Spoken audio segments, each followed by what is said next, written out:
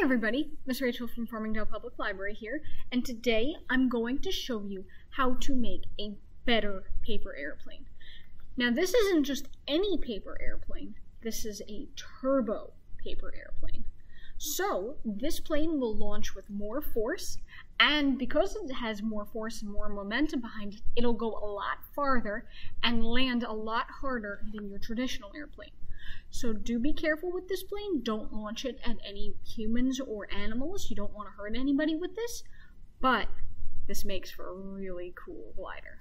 Are you ready to get started? Good. For this activity, you will need some paper. Any kind of paper is fine, but lighter paper tends to fly further because it's lighter, while heavier paper like cardstock tends to fold better. So you have to decide how far you want it to fly versus how strong you want it to be. You will also need a hole puncher or something that you could poke a hole with, like scissors. And you will need some rubber bands. And if you'd like to decorate it, you could use things like stickers or some markers. But how you decorate it is up to you. Are you ready? Let's get started. What I'm going to do is I'm going to fold my plane and then add a turbo launch to it. So the first thing I'm going to do to make my plane is I'm going to fold it in half lengthwise. So I'm making one long narrow rectangle where the two ends meet. Okay, I'm going to take this and open it back up to a big rectangle, and then I'm going to fold over my corners to make a point at one side. So I'm folding over two triangles and I'm creasing really well. Be sure to press down on the creases of your folds because this way your plane will be less floppy when you try to fly with it. And of course, the pointier your nose on this plane, the faster and with more force it will fly and dive. Okay, so I have my two triangles here. I'm going to fold this back over. And if I folded it down this way, that would be a regular paper airplane. But we're not going to do that. We're going to make a turbojet plane. So with our turbo fighter plane, instead of folding it back up, now you could do this with a regular airplane too. It just won't fly as hard. I'm going to fold two triangles in half again. So I'm folding a second set of triangles and my first. So this is one side, and I'm folding this in half to make a smaller triangle.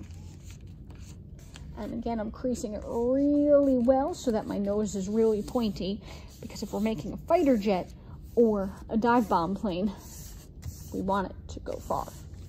Okay, so I'm going to press that down. And now we should have a really pointy top and two smaller narrow triangles. I'm going to close my folds back up and press it flat so that I have one big pointy triangle. This is the beginnings of our plane. Now what I'm going to do is I'm going to fold it down to make 90-degree angles, so right angles, so that this corner here meets this corner here. And again, I'm going to crease it really well. Press down nice and hard along that seam. Okay, and there we go. There's my wing. I'm going to flip this over. And I'm going to do the same thing on this side. Make the two corners meet and crease it really well. Okay. So by itself, this is a pretty good paper airplane that'll fly pretty far, pretty fast, and land pretty hard. But to make it better, we're going to add our turbo launch by adding the tension of a stretched rubber band. The way that we're going to do this is by punching a hole in our paper airplane about 1.5 to 2 inches away from the nose of the plane and just high enough up on the body of the plane that it doesn't poke through the bottom. We don't want to puncture the bottom because then we can't attach the rubber band. Okay, so for this I'm going to use my 3-hole punch because it's a little more powerful. Sometimes when you fold paper, it gets thicker and you might need to use a more powerful hole punch. I'm going to do it this way, and then here we go, and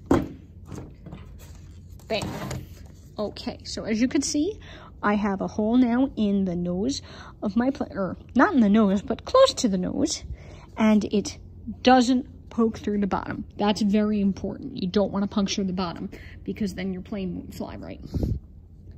Now, with my rubber band, I'm going to thread my rubber band through this hole so that I can make my launcher. So I have my rubber band threaded through like this. And then what I'm going to do is I'm going to tuck my first end through my second end and pull so it makes a knot. And you want to pull that tight enough that it stays put, but not so tight that it crunches the paper down. We don't want to damage this little base here because the paper is thinner here than anywhere else on the plane. Okay, but here's your turbo launch airplane. All that's left to do now is launch it.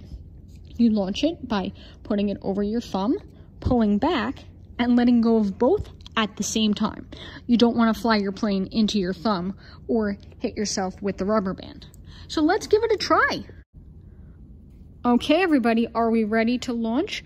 What I'm going to do is I'm going to slide my thumb into the rubber band. Now, I'm going to be using my right hand to hold this plane and my left thumb to hold the rubber band. But if you're left-handed, you could do it the other way.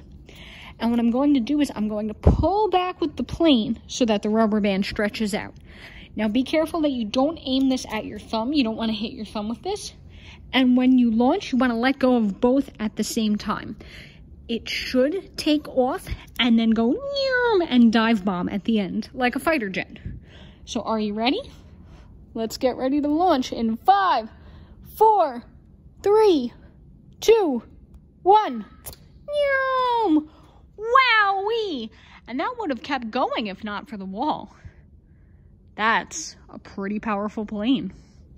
So I hope you had a good time making fighter jets with us, turbo boost fighter jets. And I'll look forward to seeing you again soon in some of our other programs.